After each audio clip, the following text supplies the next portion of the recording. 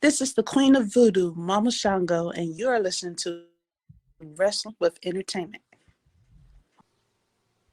This is the Golden Grappler, Travis Huckabee, and you're listening to Wrestling with Entertainment.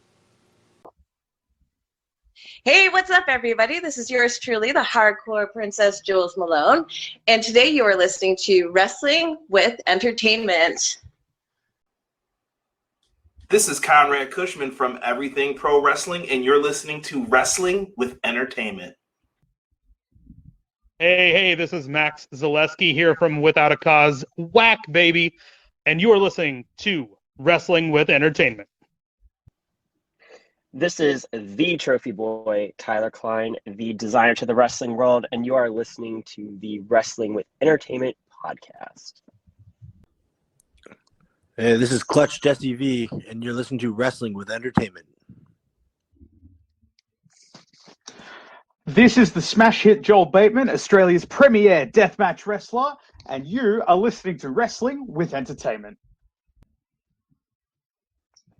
Hello, and welcome to the show. It's Wrestling with Entertainment, bringing you the latest exclusive breaking news, previewing and reviewing the latest shows from WWE, AEW, New Japan, and everything in between every Saturday, and interviewing all your favorite wrestlers on Wednesday on YouTube and Castbox. Sponsored by Rogue Energy. Use promo code WrestlingWithE for 10% off your next purchase. Of course, I am your host, James J., alongside Kaliko Yachts and Scooter Dust, who are running a little bit late today, or night, as we record this. But it is a great day for wrestling, because we are wrestling with the smash hit Joel Bateman. That's the best intro I've heard in a while.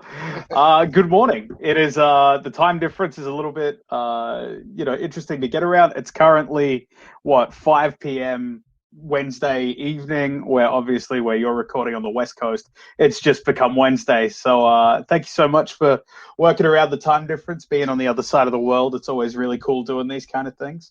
I'm super happy to be here. I got a beer. It's 5 o'clock somewhere here. And ready.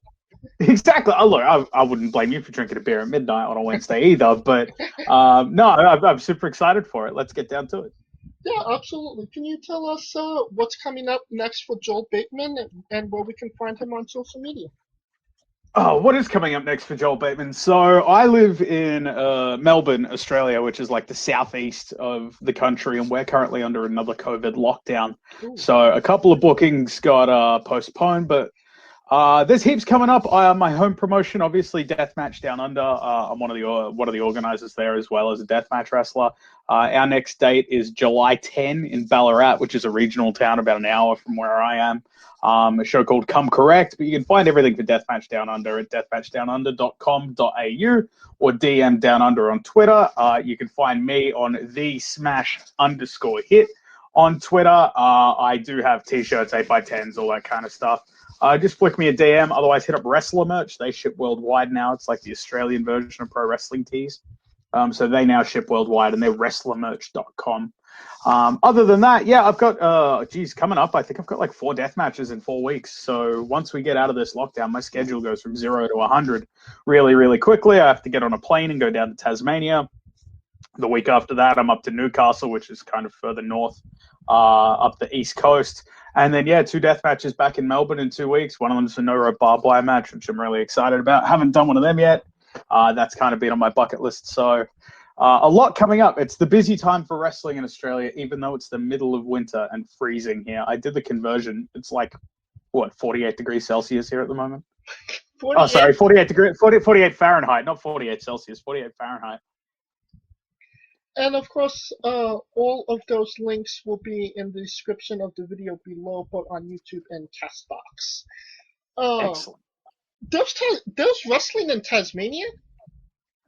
Yeah, so there's one promotion down there. So Tasmania's got 2 main cities. You've got Launceston in the north and then Hobart in the south. Now, Hobart's kind of the arts center. Super cool art gallery there. Very trendy little city, where Launceston's a little bit quieter. and a little bit more well-rounded. They have a promotion called Tasmanian Championship Wrestling, and they've been running for, 5 or 6 years now, I think. But they have shows like every 2 or 3 months. I actually wrestled on their first show ever, and I'm pretty sure it was 2015, but don't quote me on it. But I wrestled on their debut show, and now I've got the opportunity to go back now because I haven't been back since their second show. So it's kind of cool to come full circle. And I'm wrestling a guy down there named Liam Lacey, who actually debuted on that first show all those years ago. So That's awesome. How far he's come as a performer and be able to get to wrestle someone who's kind of come up through their system. Awesome. And we are being joined by our very sleepy co-host, Scooter Dust. Oh, hardly. I'm sorry. I'm sorry I was late. I was having intercourse with an arachnid. Wait, are we not? Yes. Are we not here to fuck spiders? I was going to say, can we curse on this podcast? I didn't ask. Yes, you can. Oh, thank goodness for that. Because I swear like a trooper. I've always had an aneurysm trying not to say the word fuck in the first 5 minutes of the interview. Say whatever the fuck you want. Oh, I will. Don't worry. That's why I said that's what this is here for. Wow.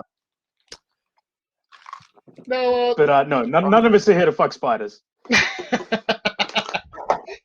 let's get into the first question. You own the promotion Deathmatch Down Under. Can you tell us about the promotion? So Deathmatch Down Under came together. It's myself. So there's kind of like 3 public figures, and then 2 not so public figures. But I like you guys, so I'll be completely honest instead of giving you the working answer. So it's myself, Jay Stevens, who's our head referee, Damian Rivers and Callum Butcher, who are obviously both deathmatch talents on the show, and Aaron Dick, who is the head of the championship committee on screen and does a lot of stuff behind the scenes as well. So I've been wrestling here in Australia for quite a long time. I try not to say exactly how long, because it makes me sound really old. But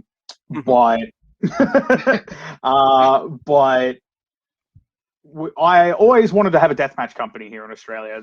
There's a handful of deathmatch wrestlers here, but there's no company that puts deathmatch at the forefront. It's always, we'll do a big feud and we'll do 1 deathmatch a year, or hey, we'll bring in Jun Kasai to do a deathmatch, then he'll go back to Japan or whatever.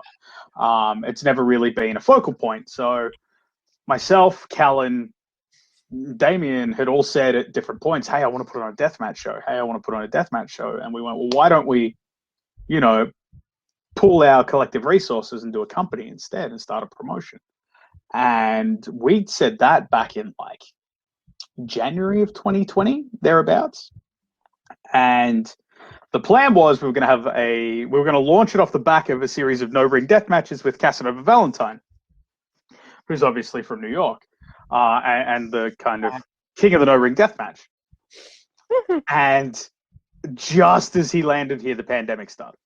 Ooh. So he got here maybe the 9th of March. We did 2 shows in the same night, 2 no-ring death matches in the same night in 2 different buildings. On the 13th of March, we had another show booked for the 18th that got cancelled because of the pandemic. That's how quickly it hit. He was here, and we had to pull a date because the government essentially locked us down. And went, cancel all events, cancel any gatherings of more than 30 people, and we'd already sold like 100 tickets to it. He barely made it home. He almost got stuck here in Australia. Guido, who obviously performs with Deathmatch Down Under with us, did get stuck here. But yeah, we were able to get Cass back in time. But we had a debut show booked for May of 2020, and then we got to sit through 7 months of lockdown here in Melbourne. Melbourne got hit its hardest with COVID out of Australia. We had our case numbers to you guys, sadly, don't sound like a lot, but there was at one point we had like 700 new cases in a day, which I know is, pennies to you guys, but it was enough to lock us down for, unfortunately, yeah, but it was enough to lock us down for 7 months. So you couldn't leave your house unless you were going shopping, caregiving, or, if you had to go to work, but if you couldn't work from home. So in that time period, we were locked down. Lots of different things happened. The Black Lives Matter movement happened. I'm an Indigenous Australian. I'm showing you my tattoo, which doesn't matter because this is an audio medium. But So I'm an Indigenous Australian, so the Black Lives Matter movement hit me very deeply. Obviously, speaking out happened. That completely changed the landscape of Australian wrestling as well as wrestling all over the world. So the company that we ended up being able to launch in October with the debut show in January was a vastly different company to the company that it would have been in May. So I tell everybody we kind of had the blessing of the pandemic to kind of watch everything happen in front of us and go, okay, we can adjust and create a safe space for everybody. Yes, we put on a really extreme style of wrestling and a very violent style of wrestling, but it's also a safe space for, LGBT, trans, people of color. You're welcome at our shows. You need to feel safe at our shows. Yes, there's like broken glass and shit flying around, but it's a safe space for everybody. And that's kind of been the biggest takeaway we've had. Like, we've been running shows for 6 months now. And the biggest takeaway has been, thank you for creating such a safe space for the fans to come and feel safe and be able to leave all the problems of the outside world, which there are a lot, outside for 2.5 hours. So I guess that's, where we're at as a company now. We've just coming off the back of the Juice's Worth of Squeeze, which was our 2-night tournament inspired by Battle of Los Angeles, because I make no qualms that I'm a massive mark. Still. So inspired by the Battle of Los Angeles. It drops this weekend. By the time this podcast is dropped, it will be on IWTV. So please check it out. So 2 nights of the best wrestlers in Australia competing for our brand new heavyweight title, which is a very pretty belt, and a couple of really crazy death matches, like just to break up all the good wrestling. We needed to break up all the amazing technicians with a bit of carnage and fuckery. So it was really cool. And obviously Los Angeles, or not Los Angeles, but California native Guido featured really heavily on the second night, defending his UGWA Total Violence title against Kellen Butcher in a San Jose Glass Crush death match, which is one of the... I've seen Big Japan live like 6 times, and it's still up there. I think that's probably the craziest death match I've ever seen live. All right. Hey, Safe that's space. great. Get hit by this barbed baseball bat. Yes. Yes. So the 6-and-out death match is kind of our version of Home Run Derby. Because obviously, like, we do have baseball here, but it's like nowhere near the level of baseball over there. So we have cricket here because we're Australia and we're ass backwards. So we've got cricket here. So we went, let's do a cricket death match, and that was our version of Home Run Derby. And then we did Glass Crush as well. Scooter, Well, you okay. have a question? I think he answered like 5 of my questions already. No, I'm sorry, man. I like talking. No, we we love love it. And we pride ourselves here at Wrestling with Entertainment for doing our research, and more than that, finding guests that we didn't realize we had a connection with before we even met them. Now, I don't know if James has told you, but I am in New York City. Oh, shit. And you want to take a guess where I trained? If you're in New York, you would have trained. Okay, because I got a couple of friends who are in New York. You either trained with Johnny Rods or you trained out at NYWC. Bingo. So you trained with Red, which means you trained with Cass. I trained in 2011 under Mikey and Pat Buck. And, Excellent. And Alex Reynolds, Tony Nese, and Matt and Brian. And Rex Lawless as well, yeah? Rex Lawless was in my class. We Excellent. Together. I adore that man. So Rex, many of the opportunities I got is because of the 6-minute match we did at Beyond. Like, that's the match I still now, like 8 years later, still send to promoters. And that's the match I watched. I just like to you bring that up. I remember Rex back, believe it or not, he didn't used to be that jacked. I don't believe that at all. I assume he was born 6'5" and 300 pounds. He was actually quite skinny. His poor mother. He's put on a lot of muscle, and then he's had some great success. But I watched that match. I just wanted to bring that up. I love the vicarious links between us and our guests. But I'm gonna now bring it back to a topic we attempted to discuss with Australian talent Savannah Summers, who unfortunately had never heard of this. Okay. But you, from what I researched, were able to explain this down to the detail. All right. Hit me. And deathmatch wrestling in Australia, people don't realize it was big for a while. It might have even been the second biggest deathmatch market in the 70s, going into what? Yep, you are 100% correct. The 70s all the way, the late 60s all the way through to like the mid to late 70s. And as it goes on, and I'm gonna have to call out your age here because it does kind of be a little bit of a factor, but it's also something else I also want to touch on because you are probably the youngest trainee we've ever had because you started at 11, but we'll get more into that because this happened around 2002. I know what you're about to say. Yeah, go on. Say it, because I love talking about this. Give it to me. You give us a crash course on the PCW incident and how it potentially almost ruined deathmatch wrestling in Australia, if that's what it actually did, or if it wasn't so much blown out of proportion. All right, so everyone who's listening to this is about to get like Australian wrestling history. I'm going to compress like 40 years down into like 2 or 3 minutes. So Scooter's right. Australia used to be a lot like Puerto Rico in the way it was booked back in the territories. So there was a WCW here in the 70s. Jim Barnett, who was like the right hand man for Jim Crockett, had a territory here called World Championship Wrestling. But they booked because we don't have in what you guys call college. What do you go? Middle school and college and stuff.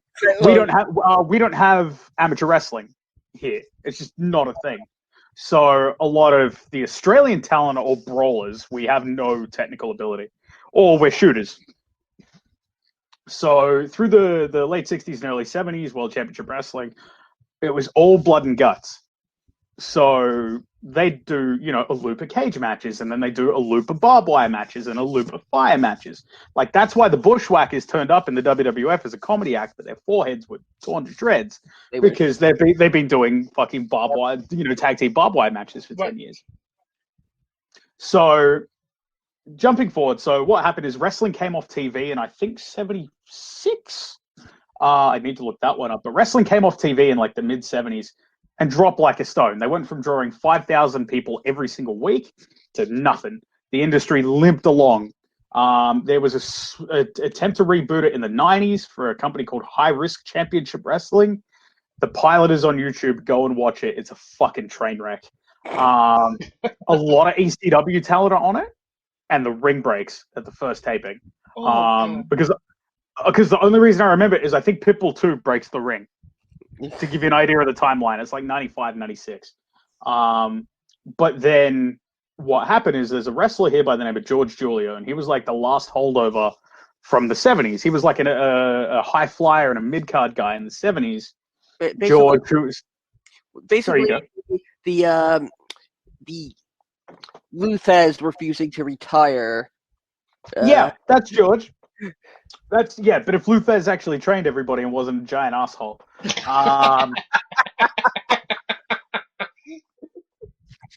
So I'm sorry, it wasn't George Hitman Julio trained a bunch of wrestlers who all then went their different ways, and they all kind of sunk into these new promotions that all started up about 98, 99.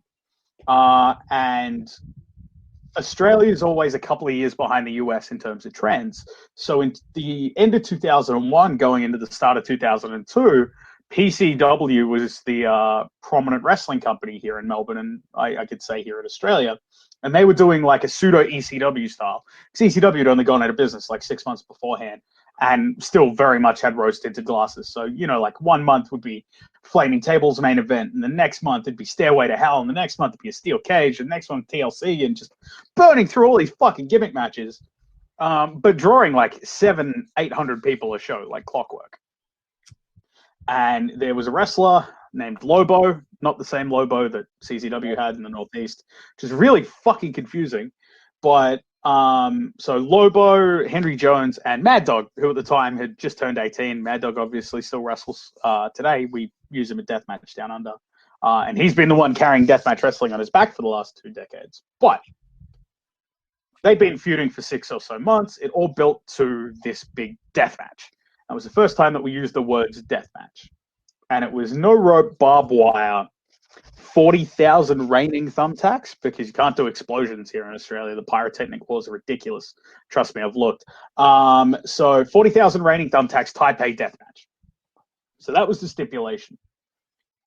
Massive build, great house, but the issue was, and where they ran into trouble, was it was advertised as great family entertainment.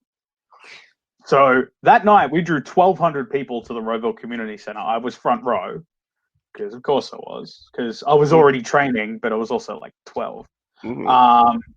So I was front row, 1,200 people, massive house, like biggest independent house that Australia's seen it to this point.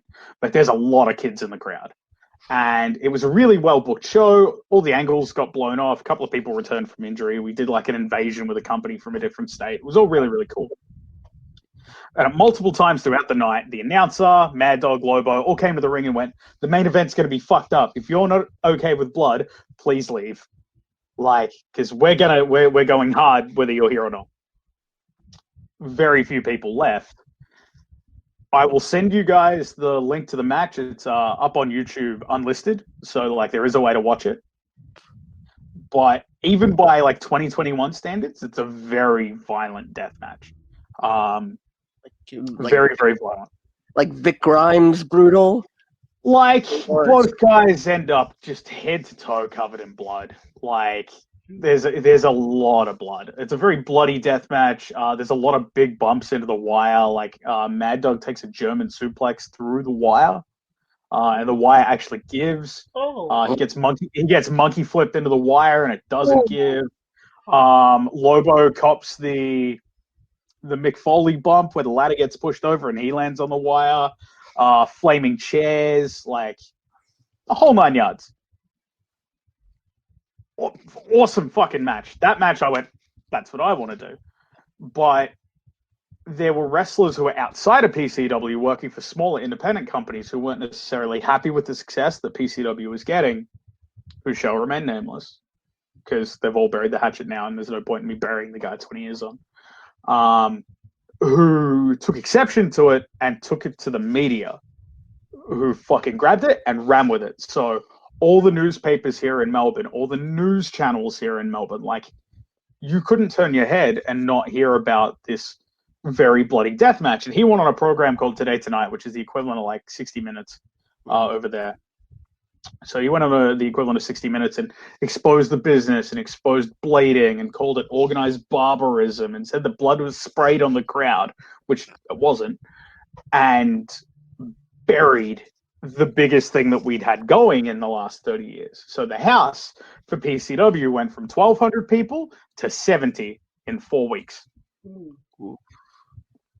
Almost killed the territory. And ever since then, everyone went, ooh, deathmatch, bad. So when it came time to do Deathmatch Down Under, and like I said, like certain companies would, like if you had an over 18 show, you'd do a deathmatch. Or, because they happen here, like here we do adults only shows. Because obviously, like if you run in a bar, you can't take kids. Right. But if you had an 18 plus show, you'd do a death match, or if you built a big feud up and you'd call it Extreme Rules or whatever, you wouldn't say the word death match, but you'd fucking do barbed wire and tubes and whatever. So when it came to do Deathmatch Down Under, a lot of the holdovers and anyone who's still involved in wrestling from when the Carnage incident happened immediately went, oh shit, we're about to ruin everything again, because obviously in the 20 years that's happened, WWE have toured here a bunch. Obviously, look at all the Australians in WWE. New Japan have toured here a bunch and have obviously looked at working with companies locally. Same with WWE. So all these people went, oh, fuck, you're going to ruin everything all over again. But Melbourne has come leaps and bounds as a city. Like, I say we're the most progressive city in Australia. Like, we probably couldn't do this promotion in any city but Melbourne, because everyone understands that, it's art and it's entertainment. Like, yeah, okay, the cuts are real, but I'm not trying to stab him in the kidneys and have him bleed out in front of 400 people. That's not what I'm here to do. So it's it is still a little bit of a battle here, but there are a lot of people who were originally like, oh, fuck, you're going to kill the business all over again, who have started to come around when they come to our shows and see how we present it. Does that answer your question? Oh, absolutely. Oh, man, shadow of a doubt. So, from what you're telling me, from that whole incident, it wasn't really like outraged parents that went to the media that it was, oh my God, there was this horrible match that was not advertised. It was other wrestlers from other promotions that kind of let the cat out of the bag. Both. Both. So they went, hey, what the fuck? You say this is okay for kids. Why are you setting each other on fire? Okay. And I think that little push came from disgruntled talent. But then once the media got it, they took it, they ran with it. I think I might have a better analogy. PCW is Nikola Tesla, and the talent who complained is Thomas Edison, who always complained and got Tesla down whenever he was doing something that would infringe upon Edison's patents. And so, I'm really impressed you were able to draw parallels between Edison and Deathmatch. Like that, it's a fucking stretch, but you made it work. I mean, well done. A Tesla coil in a deathmatch is something I'd love to see. Tesla coil's the thing that fucking does the lightning, isn't it? Yeah, but it never actually touches anybody. So, be a cool effect, but I've seen the ball thing, like the thing that you put your fingers on. Yeah, I've seen them used in death matches. That's a variation on it. Cool. I think James. Yes. So you're in Melbourne, Australia, and our last guest from Australia was in Adelaide. So can you tell us about how the pandemic era affected you as a wrestler and as a promoter as well? Yeah, of course. So I used to live in Adelaide. I lived there for 5 years. So I know Savannah really well. She's a good friend. But Melbourne got hit the hardest with the pandemic. So we were the last ones to come back to live events. Most promotions were back in like August, I think, after we all kind of collectively got shut down in March. So it was frustrating sitting here knowing that we can't travel interstate. Because I've got family and stuff interstate as well. But knowing that we can't go anywhere, we just got to kind of sit here and watch the world pass us by. Which is obviously super frustrating and super demoralizing. But on the other side of it, we had time to, like in terms of Deathmatch Down Under, we had time to plan and look at where the industry was. And for, up until the last 4 weeks, we're the only country in the Western world putting out pro wrestling with live audiences that have an atmosphere. So companies like PWA in Sydney, Wrestle Rampage and RCW in Adelaide, DMDU and Melbourne City Wrestling here in Melbourne are putting out good shows in front of like a few hundred people that have atmosphere and stuff like that. And everyone who's sitting around going, fuck me, I'm sick of watching shows with no fans, started to gravitate towards Australia for the first time. Because not like we're the Hawaii of the US. Like, we just hide out in the corner and do our own thing. We're so fucking isolated. It's a 15-hour flight to LA. It's 2 flights and like 24 hours to London, 10 hours to Japan. We're in the middle of fucking nowhere just doing our thing. And it was cool for the 6 odd months that we were the only place doing wrestling with fans in the Western world, to kind of be able to show the rest of the world where Australia is at. Because not since the 70s, like you mentioned earlier, have we been like a desirable territory. it was always, okay, what money mark promoter is going to bring over the latest guy who got released from WWE to come over and wrestle in a basketball stadium in front of 80 people? He's not going to take any bumps. He'll cut a promo, make a whole bunch of money on merch, charge too much money for his match fee, and fuck off back to the US.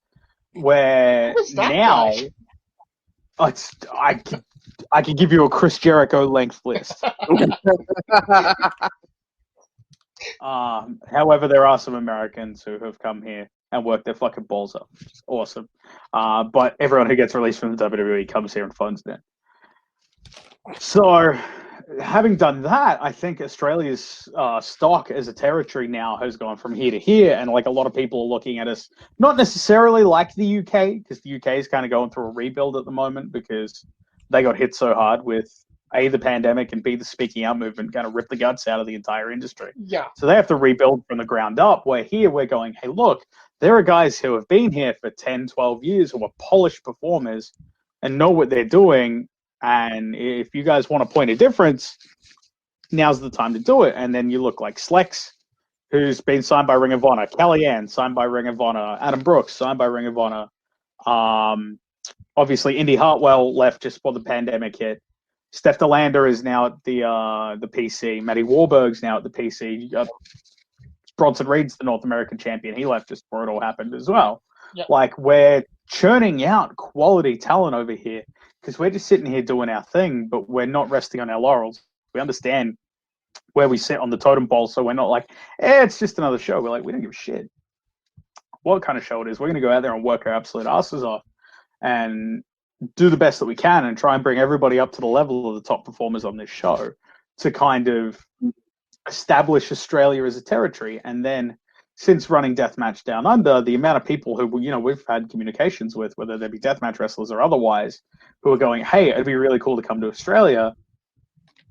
One, it's fucking awesome that people actually want to come here, not just for a holiday. They actually want to come here to wrestle because we have a beautiful country.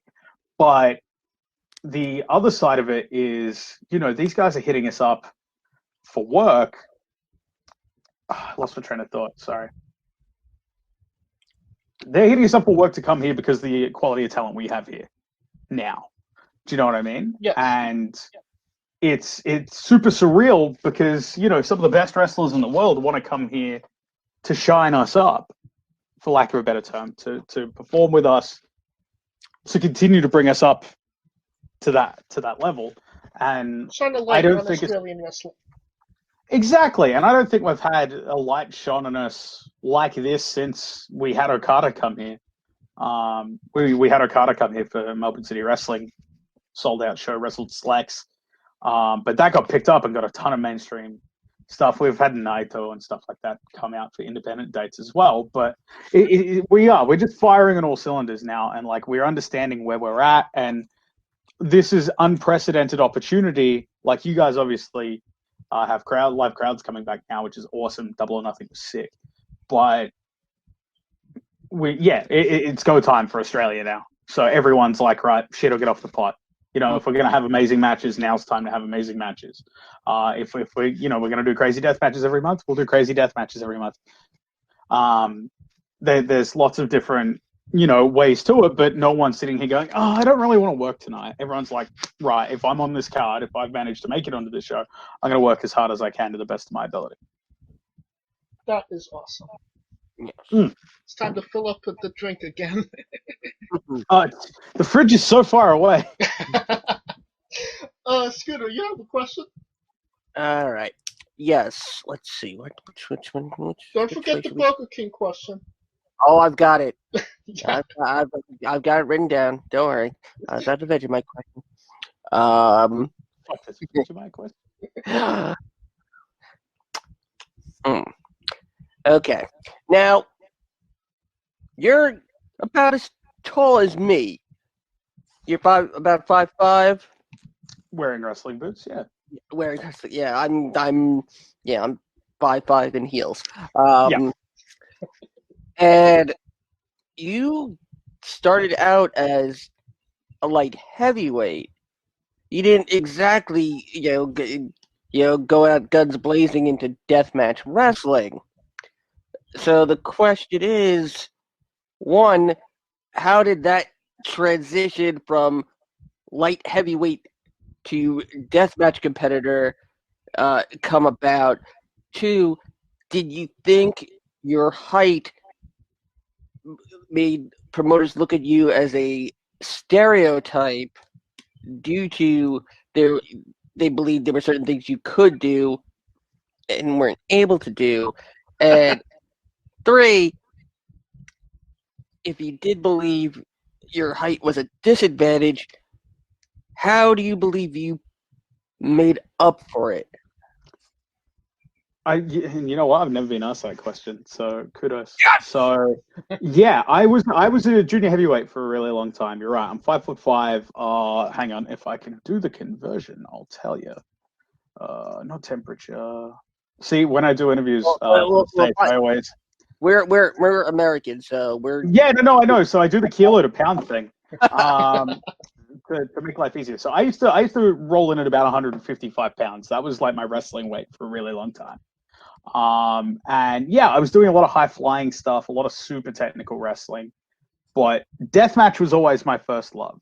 Going back to the Carnage match where I was the front row, my mentor Heath Fury, who now actually lives in the US and has a family in Oregon.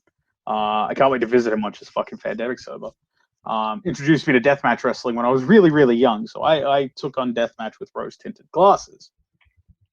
As I developed as a pro wrestler, it was very apparent there wasn't really a market for death matches here. Where I could convince a promoter to do it, or if I had some spare cash and I'd put on a show, I'd do them, but I'm doing maybe 1 or 2 a year. You know, like there just wasn't a market for it. So I went, all right, I'm going to be a really good wrestler. And that's how I ended up in the US. I'll tell the US story a little bit later, but if you don't have a question about it, I will tell the story unprompted. But Please do. So yeah, I was a junior heavyweight for ages, and then what happened is I blew my shoulder out. I tore my labrum. So, and again, this is an audio podcast, but if you make a fist in one hand and then cup it with the other, and imagine the fist is your shoulder joint and the cup is the socket, there's a little membrane that sits in the middle that kind of looks like a CD that holds the two together. I tore that completely doing a 450. So I tore that, and it put me on the shelf for almost 4 years. On and off. So because we obviously have free healthcare here, the downside to free healthcare is the wait is super fucking long for surgery. If you're not willing to cough up 12 grand. So that put me on the shelf for a really long time. In that time, I found craft beer. Thank you very much, and got fat. So now, so now my wrestling weight is closer to 210 pounds, which doesn't sound like a lot. I'm 5'5". It's a lot, but still have that basis of being a good professional wrestler and not going, I'm going to use death matches as a crutch. And that's something that bugs the fuck out of me, both watching it in the US and young talent here who want to do death matches. They go, oh, I want to come and do a light shoot match. Do you want to come and nice shit? There. So, do you want to come and do death matches because you're a good wrestler and you appreciate the style and the artistry, or do you want to come and do death matches because no one else is booking you because you fucking suck and you want to use the weapons as a crutch? I hate that attitude. So I will push back on a lot of people for the same thing. Nowadays, I think I'm pretty clear and consistent with promoters when I'm getting matches going, hey, look, you know, I can still do a moonsault if you need me to, but I'm not doing fucking Ricochet Will Ospreay anymore. I'm very heavy. My knees hurt. I wrestle. I've always liked the heavyweight style more than the junior heavyweight style. I've always been a heavyweight mark. You can't see, again, audio medium doesn't matter, but just over here, I've got a massive thing in Japanese figures. It's like 2 juniors up there. Everything else is like Hashimoto and Kawada and big fat guys. Because I love big fat guys pounding the fuck out of each other. That's what the heavyweight division of Deathmatch Down Under is. They're doing the stuff that I would like to do, but if they hit me, I would die. So yeah, I try and communicate a little bit clearly now, but yes, I do still get that. Oh, hey, do you still do the, you know, all the junior heavyweight stuff and all the technical stuff? I'm like, I can, but it's not my bread and butter anymore. But I do still have that base of being a good pro wrestler first, as opposed to being a quote unquote garbage guy. Now, what is something you won't do in a death match, or something you did do but said never again. I haven't done guns. I haven't seen guns in death matches. I don't want to do a gun in a death match. Um, Taser guns. fuck that. So this is the thing. My no list is getting shorter and shorter. So when I came back from injury, I went, oh, I don't think I want to do gusset plates. I don't think I'm going to like those. I think they're going to suck really bad. First match back. You want to do gusset plates? Yeah, fuck it. Why not? Did gussets. They were awesome. All right, cool. Gussets are off the no list. And every time the list just keeps getting smaller and smaller, I went, oh, I don't want to do knives. Oh, I did knives. Oh, knives are okay. All right, knives are off the no list. The only thing at the moment that's really on the no list is like those awful fucking. What's on the no list is the stuff that's on everyone's no list, like those awful pigeon spikes that almost killed Marcus Crane. That punched his lung at Nick Gage Invitational, whatever it was. Them, fuck them. But other than that, like, I'm open for whatever. Panes of glass, fine. Tubes, fine. Fire, again, you can't really do it indoors here because everywhere has a smoke alarm. And I'm not super keen to pay for the fire truck to come out to the building just because I wanted to do a dumb spot. But yeah, there's not a great deal on my no list. The things that I like regret doing in matches are like the big bumps that aren't appreciated. Like, oh, I'm going to take a superplex off the top rope to the floor through a bunch of tables. You land and fuck your lower back up and can't walk for a week. And everyone just goes, oh, that was kind of cool. I'm like, what do you mean it was kind of cool? I had to take like 3 days off work. You're also the suplex explicit champion. I believe you're the first champion as well. Apparently, I've got the belt around here somewhere. I swear to God. Ooh. Oh, there it is. It's hiding under all of my Japanese wrestling t-shirts. Yeah, again, audio medium doesn't matter. But He's yes, holding up the belt, people. It looks like a combination of the 30 pounds of gold combined with the NXT championship almost. That's a pretty good explanation. Yeah, it's definitely the good gold style. That is Cross a the pretty NXT belt. belt. That's Yeah, exactly that is. that's exactly what it is. I'm going to message the promoter and call him a mark for ripping off that design. So could you tell us how that came about and what it means to you to be the first champion? So Suplex Wrestling is run by a friend of mine named Jackson Spade, and I met him 10 or 11 years ago when we were wrestling small indies in Canberra, which is DC, but like 1/100th of the size. Like, it's the nation's capital, but no one goes there because it's fucking shit. So we were doing like tiny indies there, and that's where we met. And he's a really good heavyweight and has always liked doing death matches and started his own promotion called Suplex Wrestling. And then got the belt made because he had the opportunity, he had a venue come to him to do some 18 plus shows, and he's like, well, I'll get a hardcore deathmatch title made up, see where we go. And then the pandemic hit, and obviously he couldn't have any events. So coming out of the pandemic, Deathmatch Down Under got a bit more momentum. We got back in touch, and he said, hey, do you want to come and do a run up here? I said, sure, I'll come, I'll wrestle whoever you want, you need me to put your guys over, whatever. And then stumbled ass backwards into an explicit title match. And I go, oh, okay, cool. All right, yeah, I'm happy to put you over. And they're like, nope. Okay, cool. So it's the first championship I've won since returning from my shoulder injury.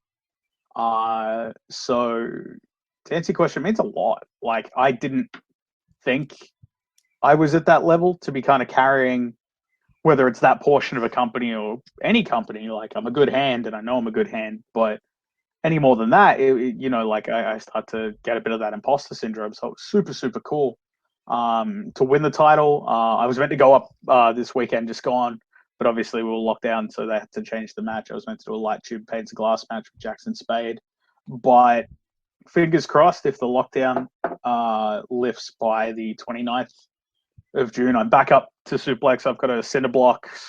What is it? Because I had a couple of beers and decided to freak the kid out that I'm wrestling when I came up with the stipulation. Because it's what I do. I've got a big book of stipulations, and it's like, what? Cinder blocks, barbed wire boards, and fluoro tube bundles. Death is the plan. That's a very specific step match. I always gravitate towards the Japanese style of death matches. Like, if for something so chaotic, I like a bit of structure. I like where they go, these are the weapons you have, or this is the concept. Like, whether it's, beauty murder deathmatch that Junkasai puts on, and it's okay. These are fancy razor blades that you use to shave your face that are going to fuck you up, and we'll put some panes of glass around and some tubes and whatever. I like structure when it comes to deathmatch stipulations, so I think it's advertised as like an explicit deathmatch. But I went, all right, no, we're doing this, and this. So yeah, I think that's the plan: cinder blocks, barbed wire boards, and tubes. All right, that's awesome. Scooter, can you have a question? Now, maybe we should transition into the how you came to U.S., but now we do a lot of interviews with a promotion up in Maine called Yeah. Limitless. Not who you're thinking, but you've competed in Maine for IWE. I assume there's an interesting story about wrestling in Maine. Well, that's the US story. So, Oh, let's have it. Yes. first of all, IWE was fucking cool. Like they were awesome to me, and so I'd done some death matches here. We just started to get some momentum with doing death matches for a couple of different companies, and there was a little death match scene starting to form here. But I'd made friends online with Matt Tremont. Hit him up after his Carnage Cup debut, going, "Hey, that was fucking sick, man." Right. We just chatted, became mates.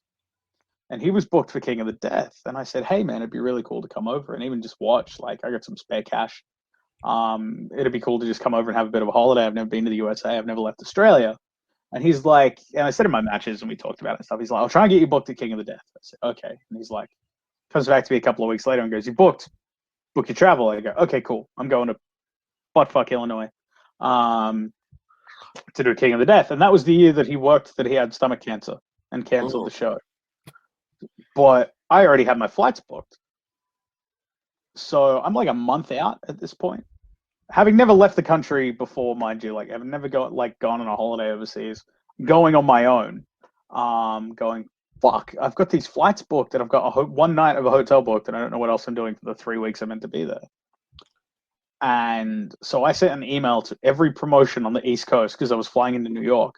So every promotion on the East Coast from Canada down to like Ohio. I now know that Ohio isn't on the coast, but at the time I didn't care. Geography question. Geography. See, now my American geography is pretty good. But only a couple of companies hit me back. One company hit me back and said, "Hey, come to a battle royal." I was like, no thanks. Because it was in like fucking Ohio. And I'm not going from New York to Ohio for a battle royal. IWE hit me up and went, "Hey, we could see you could work. We actually have a double shot while you're here. Do you want to come and wrestle us?" Fucking, of course I will. Again, thinking that Maine was like 6 hours from New York. Wrong. There are places in New York that are 6 hours from New York. From New York City. Yeah, right. Fuck that one right up. Yeah, I truly got a concept of how big America was when I did this because I looked on the map and I went, "Oh, it's like Melbourne to Canberra. It's fine." Not even just America, just the U.S. Yeah. And then CCW responded and said, "Hey, you're from Australia. We've got a really good track record of Australians coming here working hard. My country's brethren always makes the most of their opportunities, so they're like, come and train with us as our guest." And I went, "Fuck, that's awesome. Thank you." Yeah. So I was staying in Philly. I got to stand out the front of the ECW arena. I never got to go in. Bummer. But the guys in my class were like David Starr, Kid Osborne, Latin Dragon, Trooper Autobahn, and the Rep. They were like the main guys in our class. But that weekend where I had to go to IWE, I said to the hostel, "Oh, I'll be back in like 3 days. Can you store my bags?" "Yeah, cool. All right." So it was, what is it? What's the really cheap, like $7 bus from Philly to New York? Oh God, it's like Zoom bus or something. Fucking dumb like that.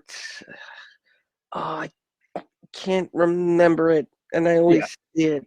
Dang it. Yeah, so it was that bus. So I caught that bus to New York. I had like a 6-hour layover in New York. with no money because I have a debilitating spending problem and everything in America is super cool to me. And it was like the one time where the Australian dollar was better than the American dollar as well. Megabus. Megabus, that's it. So I was spending up big. I was like, Macca's is only like $4 here. What the fuck? Okay, cool. I'll get 3. Then caught the bus at like midnight from whatever the main bus station is right near Times Square. The one that like the one where you're definitely gonna get the fuck beaten out of you. I've taken Greyhound out of there, and yeah. See, Greyhound buses here are not that bad. Greyhound buses here are pretty chill. Greyhound buses there. I had someone try and sell me a Nintendo DS like 40 minutes into the ride and was very upset that I didn't want to buy it. I arrived in Richmond, Virginia on my way to Alabama. Jesus. And ended up in the middle of what I found out was a driver's strike. Oh, so I was there for 14 hours just to settle to get on a bus to go to Atlanta, but I digress. Brutal. So like I made it to Bangor. Yep. Bangor. I made it to Bangor. Yeah, so I got the bus overnight to Boston. And then I was like, oh, I'm almost there. No, I'm fucking not. I still got 6 hours worth of bus. You're an hour maybe to Providence, Rhode Island. Yeah, right? And I was like, oh, fuck. So I got the bus to Bangor, got picked up by the promoter, and then he's like, oh, we got to pick up one more guy on the way. And I'm like, okay, cool, it's a local guy. Because we were wrestling like right at the tippy top of Maine, like 20 minutes from Canada, tippy top of Maine. So he's like, oh, we're going to pick up one more guy. I said, oh, yeah, cool. And we pull up at the airport. I'm like, one, there's a fucking airport here, and I could have flown from Philly instead of spending 15 hours on a goddamn bus. 2, holy shit, it's Bushwhacker Luke. Oh. Wow. Who is Australian. Yeah. So, like, the second I open my mouth and he opens his mouth, we both go, "Hey." And then jammed the 4-hour drive to the show. But the shows up there were really cool. Like, and it was something what I was going to say earlier. When I said I lost my train of thought talking about the American guys wanting to come here. US talent don't understand, even on the indies and the lower indies, what kind of pedestal you put on around the rest of the world. Like, we all grow up watching American TV. You guys don't grow up watching, like, our sitcoms on TV. We grow up watching yours. I mean, the only show I've heard of is Neighbors. I was going to say Neighbors, right? Yeah. Neighbors and Crocodile Dundee. That's all anybody knows. And Steve Owen. Priscilla, Queen of the Desert. Fucking yes. So, everyone, like, wrestling in America is the grail. It doesn't matter if you're working a tiny indie in front of 30 people or you're working for WWE. Like, getting to wrestle in America, this place that you've watched on TV since you were a kid, is so fucking surreal. And I got to wrestle a guy named Jeremy Prophet, who's still wrestling now. He's a cool junior heavyweight from up that neck of the woods. He was really cool. And then I was in some random 5-way the next night. But the highlights of the show were, like Bushwhacker Luke doing an RKO. That popped me fucking massively. And Rene Dupree being a complete asshole the entire trip. Because they were the 2 guys brought in to pop the house. But it was super, super cool. And then, like, I had no idea how to get back to fucking Philadelphia because I wanted to hang out with all my new friends because I have a funny accent and everyone wanted to talk to me. And I also realized that Australians talk too fast. But I missed my bus because I'm like, I don't know how to get back to Bangor. And we were wrestling at the fucking top of Maine. So I missed my bus. And then I hit one of the guys up, Brandino Davis, who is also still wrestling up in the Northeast. He wrestles out of Boston, I think. Yep. So I got a lift back with him to Boston. And he's like, here you go, drops me at whatever the main station is in Boston. I go, where the fuck am I? How the fuck? And then I hook up to Wi-Fi and look at a map and go, I'm still like a very long way from home. So dropped like $300 on an Amtrak. It caught the train from Boston to Philly.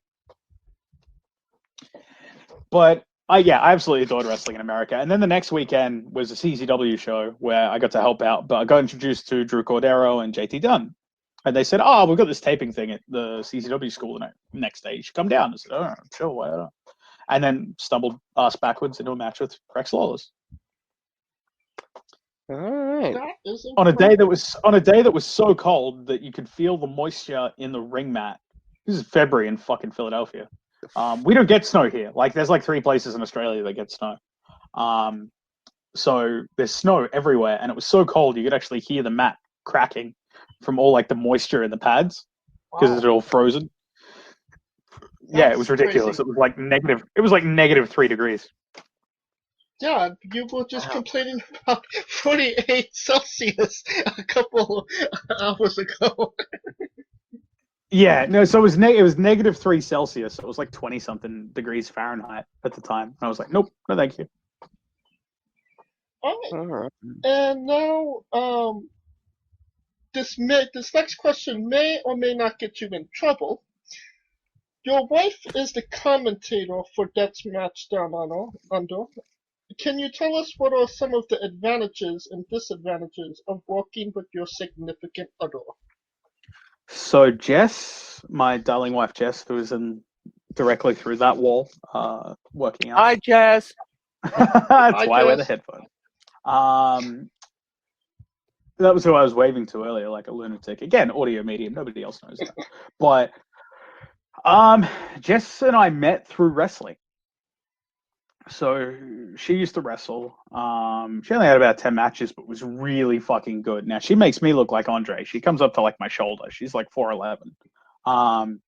So she was a really good junior heavyweight, and if she had stuck with it, she definitely would have got at least a deal in Japan, if not made it to the US. But obviously, you know, we're married now. She's pregnant. We got a kid on the way due in October, which is really exciting. Congrats. Thank you. I like it, brother. It's super cool working with Jess because she's very, very honest when it comes to the product. Like, if something is shit, she will tell me that it's shit. Which is good because, you know, when running shows, you do run into a lot of yes people. And I really enjoy watching her grow as a performer. She has performed in front of a crowd in years, but she's incredibly quick-witted and incredibly smart and knows wrestling on a deep fundamental level, having been a fan for, you know, 20 plus years. So listening to the callback and the commentary back after every Deathmatch Down Under show, like, I can't help but smile because she's really fucking funny and really, really smart. So it's super, super cool working with her. I do feel bad sometimes, like knowing what I'm going to do on a match and going, oh, you're going to sit at the desk and I didn't run any of these spots past you. I'm really sorry. And then I get backstage. She's like, you dead? No. Okay, cool. Yeah. So I feel a little bad sometimes about like having to have my wife call my death matches. But other than that, it's a fucking blast. And I'm super excited to continue working with her. Now, unfortunately, I have some firsthand experience in the exact opposite because one of the almost unspoken rules is, and you're the exception because you met in wrestling, and if you're in a relationship, I see and where you're this is going. both wrestling fans, don't join a school together because, well, my ex-fiance at the time, who by the way was actually it's her birthday today, but who cares? And Sorry to the left. and she was also arrested 3 weeks ago, so now I had that mugshot. Karma, I love you. But unfortunately, the NYWC locker room at the time, there were unfortunately a few bad people, and there's one person who I've named before on our other shows, and you know, I'm not gonna drop his name now because life is already cruel enough to him because he ain't going anywhere. But he spread some very bad rumors about me, but that your story is, you know, one of just, you know, hope and, you know, prove that, you know, wrestling can work out. You know, I'm sure Jess misses, you know, being in the ring, or at least try, at least, you know, I mean, she can still. She hung it up on her own terms, but like I'm under. I still rev her up. I'm like, you gonna do a death match? You gonna do a death match? You gonna do a death match? but I'm under no disillusions of how lucky I am to have found my fucking ride or die in Yeah. wrestling. Yeah, James and I do another show, The Remix, which is the only live streaming alternate commentary podcast still on the web today. Awesome. And I've always wanted to bring in other people. I've worked with other people throughout wrestling, Sean Garmer of W2M, and just the name person. And I would love to maybe in the future have her, come in and call a WWE event. Just for fun. Yeah. I'm sure she would love that. Like I said, she's getting very, very pregnant. But if we can find the time, I'm sure she'd be totally up for that. I've got 2 kids. They're stepkids, but I have a 10-year-old boy and a 22-year-old daughter. That's awesome. I'm 36. Your poor knees. Oh, that's no. My spine is wrecked.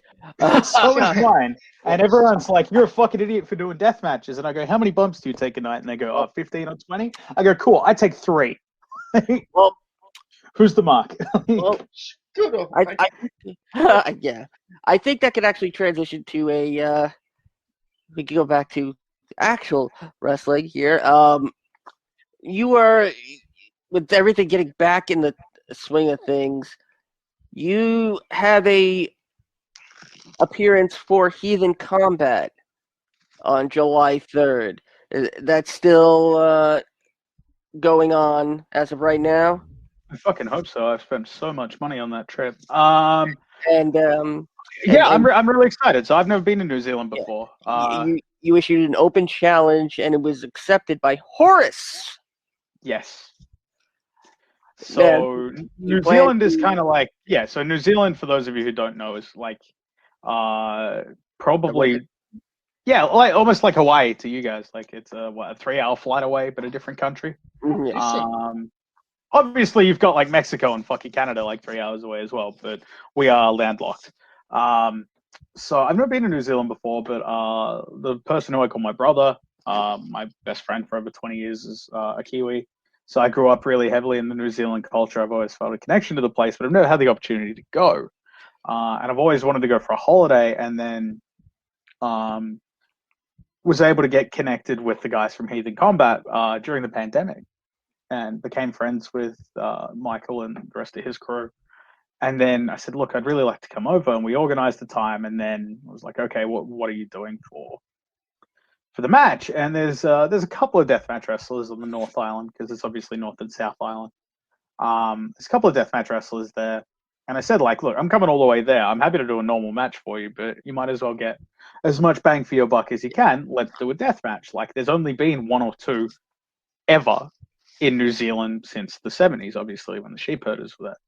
So we have stumbled ass backwards into what started off as, it'll be mid-card barbed boards. Now, with the main event, Horace is an amazing talent. I'm super excited. I have some things in store for him that he has no idea about, and even if he listens to this, he has no idea about.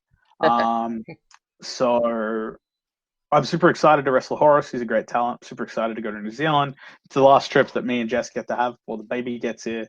It's going to be fucking sick, and I plan on going completely all out and bringing my style of deathmatch wrestling and the DMDU style of deathmatch wrestling to New Zealand. So hopefully there's a couple of things to come out of that show that I'll tell you about off air.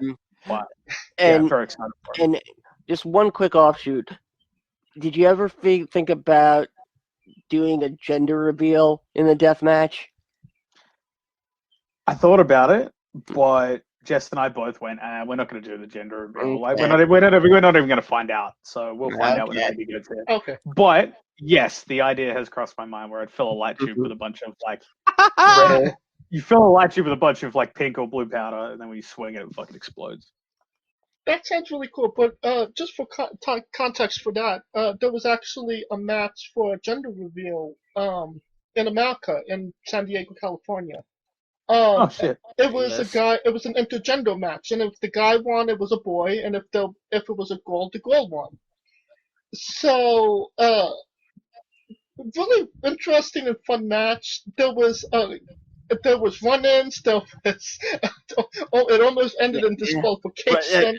There was a run-in from Dominic Mysterio. Nice. I love the concept. My only immediate gripe in terms of a logic flaw, I go, if nothing else says that the business is at work, the gender of the baby isn't Well- changing in their womb while the match is going on. So Well, that's what obviously, we someone said. knows who's fucking winning. So, well, the guy, the father, and the wife were not. The father wasn't competing. This was for them. Yeah, but somebody's obviously worded up the people. You know what I mean? Like, logic flaw. I'm not sure if you're you probably are familiar with B-Boy. And I can't remember James. Ruby Race. Ruby Rays. That's it. Oh, yeah. I mean, that Ruby Reyes is out of Santino Brothers. Yes. Yes.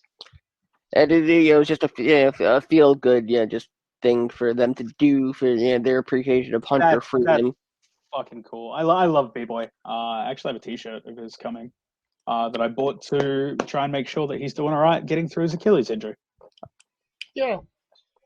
Now, since he's not here, I'll take the reins. This is James's colossal question. Uh-huh. Now, you've been wrestling a long time, and, some might say it's movie worthy. That being said, Hen, there's a soundtrack that comes to every movie. What would be the first 3 songs on that soundtrack? Oh, good question. And I do know that there's at least 1 or 2 years of music that you think are complete shit. The last 1 or 2 years? I think it's all right. 2012? Soundtrack of my life. Yes, that's it. Soundtrack of my life, or like my wrestling career. I'm probably gonna go. Fuck, because this is the thing. I'm not good with music. Hello, wife of mine. Oh, I've booked you in for a gig with these guys. You're welcome.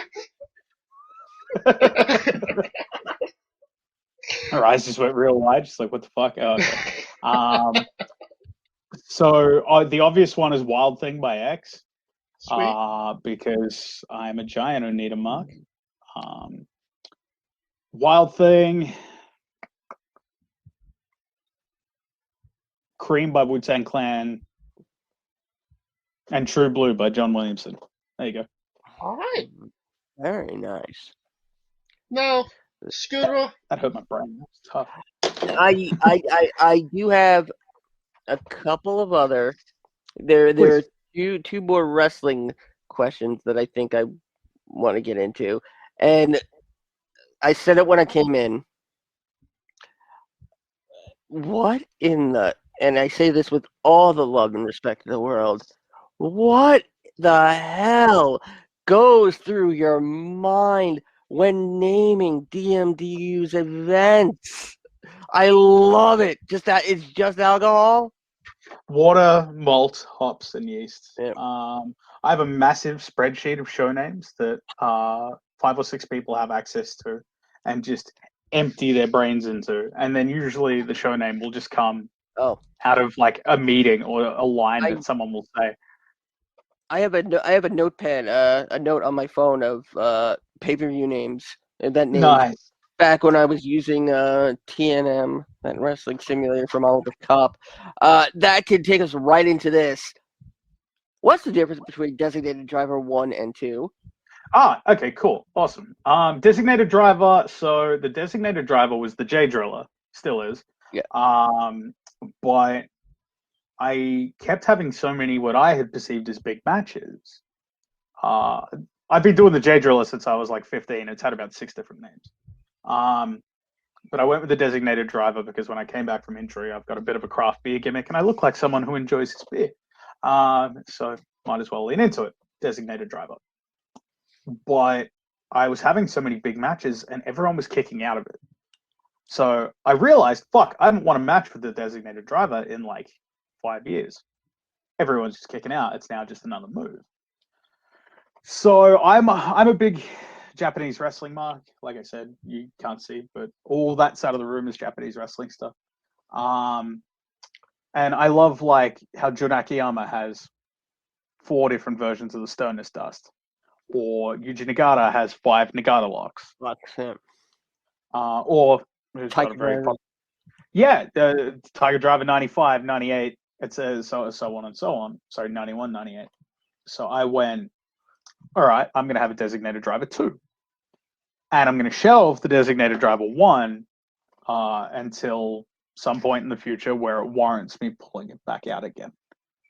And it will complete that story arc, inevitably, hopefully, if people pay attention, which it seems like they do. So thank you for validating my terrible choices when it comes to storytelling.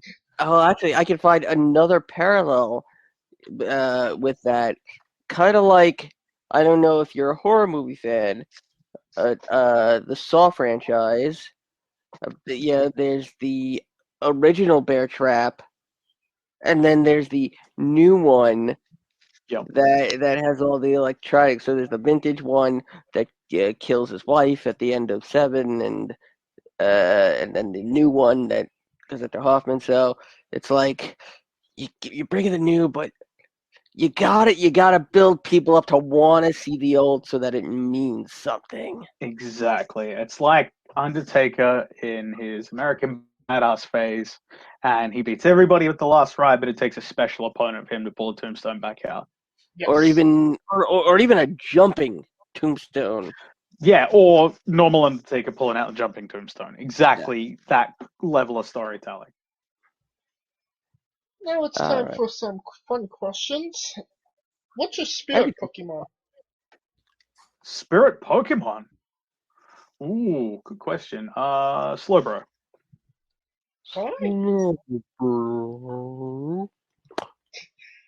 And the weirdest thing you'll ever be asked on a wrestling podcast. Would you ever consider wrestling a rock? Not Dwayne Johnson, Switter. Not the country. An actual rock. Yeah, I'm in. Ric Flair can have a good match with a broom. I'm sure I can at least get something out of a rock. All right, we gotta call Psycho Mike. Just for context, there's this wrestler in Canada named Psycho Mike that wrestled a rock for over 15 minutes and what was dubbed a Tungsten Man match, an Iron Man match that lasted 2 weeks.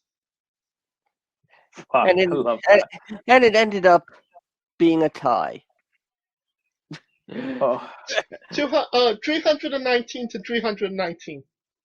2 weeks to go to a draw. And considering that The Rock in their first singles match won, it's the Backyard Pro out of Toronto, Ontario, and Hamilton. We always give them a shout out. Holy fuck, that's like 45 and a half falls a day. You did the math. That's why you're like 319 to 319. Jesus Christ, it's like 638 falls. And that's under the assumption that they're fighting 24 hours consistently. Yeah, so that's 45 falls. And Psycho Mike actually had another match during the match with The Rock, with an actual human being. So he had to incorporate the Rock into that match. That's amazing. I love that kind of stuff. I love it. And the most controversial question ever. Pineapple on pizza. What's your stance? Vehemently against it. However, my wife is starting to bring me around because we got these like pickled chili pineapples that are like these artisan fucking $20 a jar.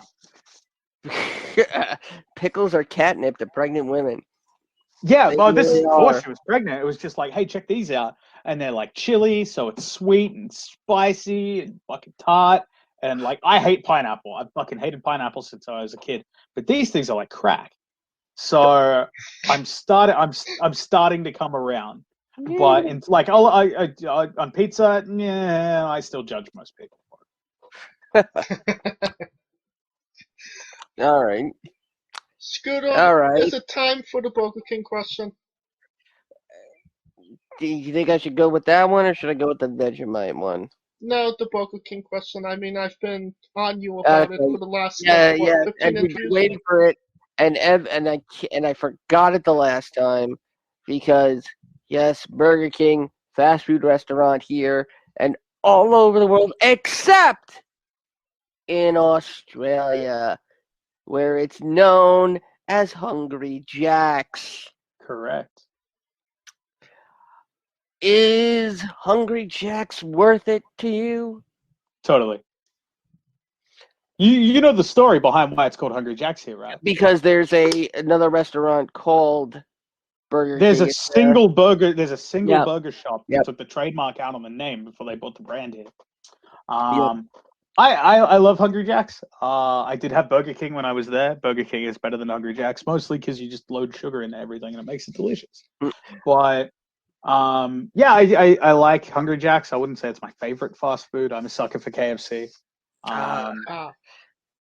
Do they have the Impossible? I don't know if they call it the Whopper in Hungry Jack's. Yeah, it's still the Whopper. Yeah, Do yeah. have they gotten the Impossible Whopper down What's there? an Impossible Whopper? The meat, the Meatless. patty that's made of plants. Oh, yeah. They've got all the bigger ones there. Yeah. I thought you were gonna say it had like 8 patties or something. I was like, "Fuck, I'm in." But yeah, no, they do all the imitation stuff here. Yeah. And finally, and back when, Hollywood's greatest treasure, Tom Hanks, was stuck in Australia with COVID, an infamous picture got out of him eating Vegemite for breakfast, and he was immediately criticized because he put way too much Vegemite on it. If Vegemite is something you consume, what is your perfect Vegemite, I guess, recipe or ratio? What is the Oh my God. appropriate Yeah, I just Vegemite looked up the ratio? Tom Hanks photo. What the fuck, sociopath? Jesus. So this is the thing. Like, I give Vegemite to every American who comes here. Anytime I send a care package overseas, I send a little gimmick of Vegemite. Alex Cologne, I'm putting him on blast. It's too much of a fucking pussy to try.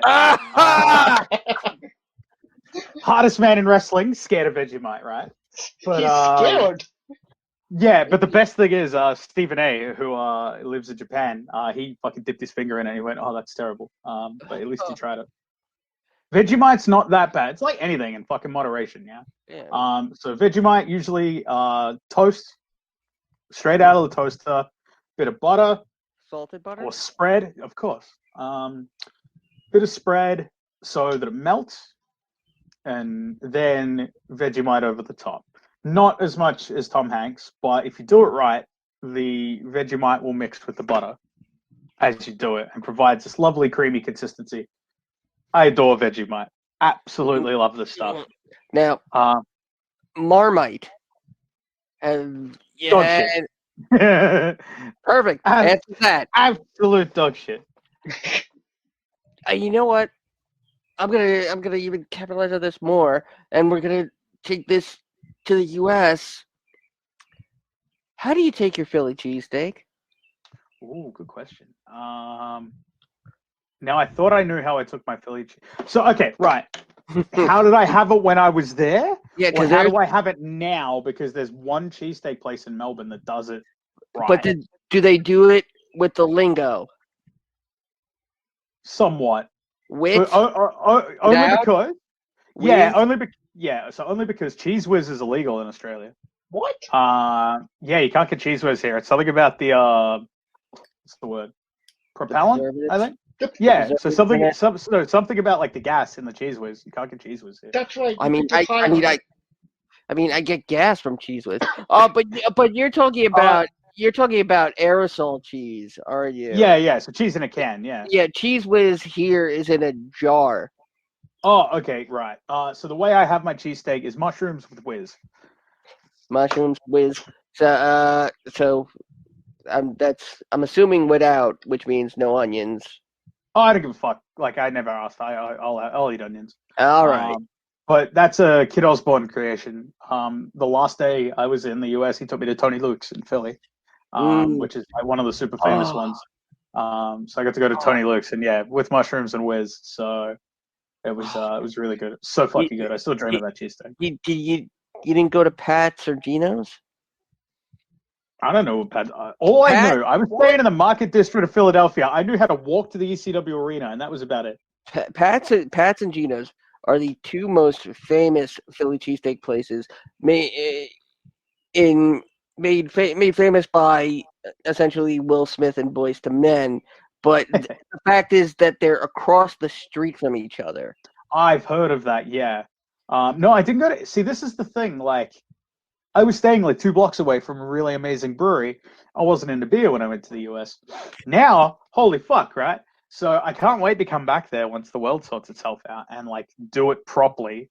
Go and get the good Philly, like the best Philly cheesesteak I've ever had was from the fucking cart around the corner from the hostel where I was staying. Because I'd get up at 3 in the afternoon and have a cheesesteak for breakfast, and then go get my ass kicked by Drew Gulak for 4 hours. Like that was, and then I get a pizza on the way back, and then I go to bed at 9 a.m. Yeah. That was like my cycle. But I can't wait to come back and do it all properly. Yeah, because in New York, when I used to perform off Broadway, this was before I was wrestling. In Manhattan, there's a place literally called 99 Miles to Philly, because it literally is 99 miles to Philly from that location, and that cheesesteak place. So if you ever find your way back into New York, you and I, we're going there. I plan on. I'll hold you to that. It is once again time for that segment of the show. Joel Bateman's Bizarre Adventure. You're a wrestler that goes up and down the roads, and weird, crazy, and bizarre things are bound to happen. Can you tell us a story that fits that description? What is appropriate for public consumption? Oh yeah, okay. The time I stumbled ass backwards into a dinner with Atsushi Onita, is that sufficiently crazy? Yeah, I would say so. Oh, right. So I'm in Japan. I think this is my second trip. Jess is first. So we're in Japan for the Wrestle Kingdom weekend. Like we're there for like 2 weeks. And Onita, one of my heroes. I've never, Right. I've always said Onita's one of my heroes. It's why I wear the boots that I wear. They're based off Onita's boots. So he had a talk event because it was the 20th anniversary of Giant Baba's death. So he had a talk event. I think he was launching a book or something. But there's a Giant Baba museum on like the 5th floor of an apartment store in Tokyo.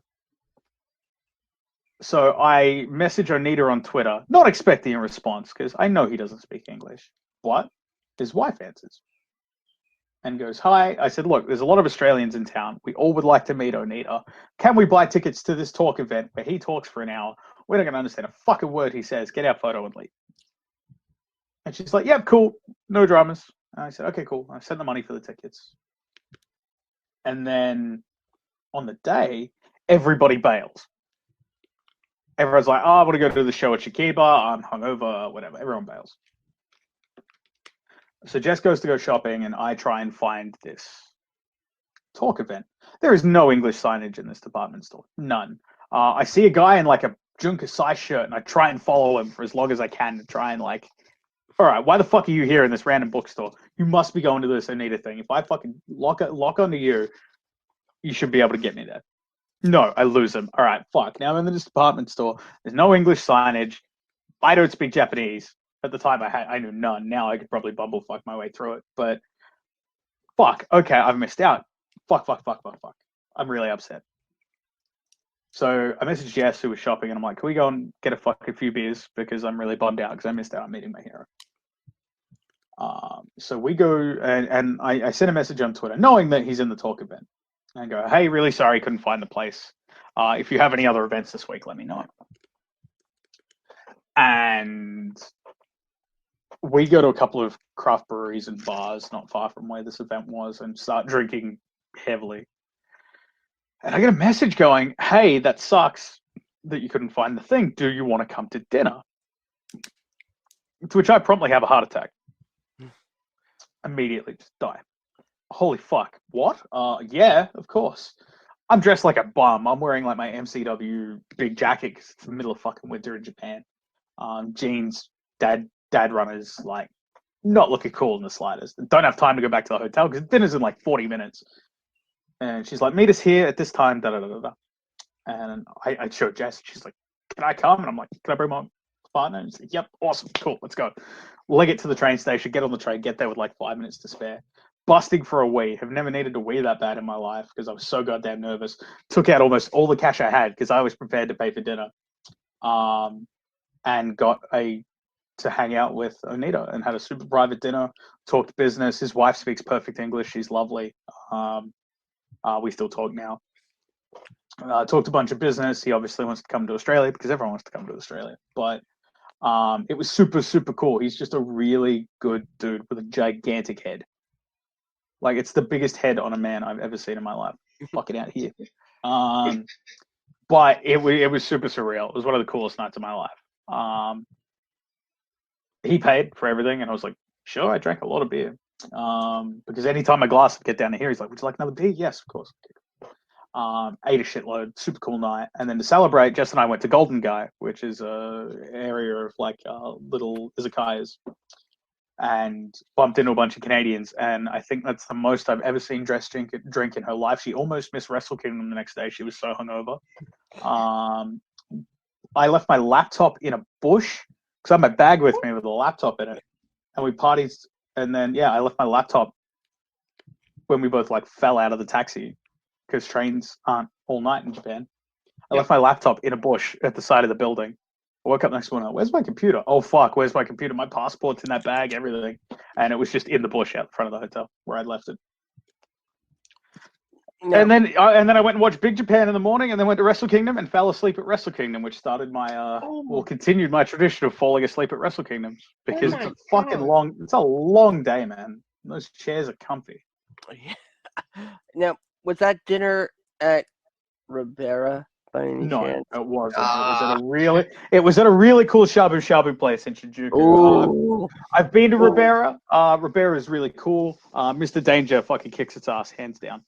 Oh, Ribera floats on its reputation. But shabu shabu. Oh, I love shabu shabu. That was an incredible story. God, I'm hungry. I think it's the first time I've told that story in a public forum, actually. So there you go. Wrestling with Entertainment exclusive. Scooter, you have any last questions you want to ask?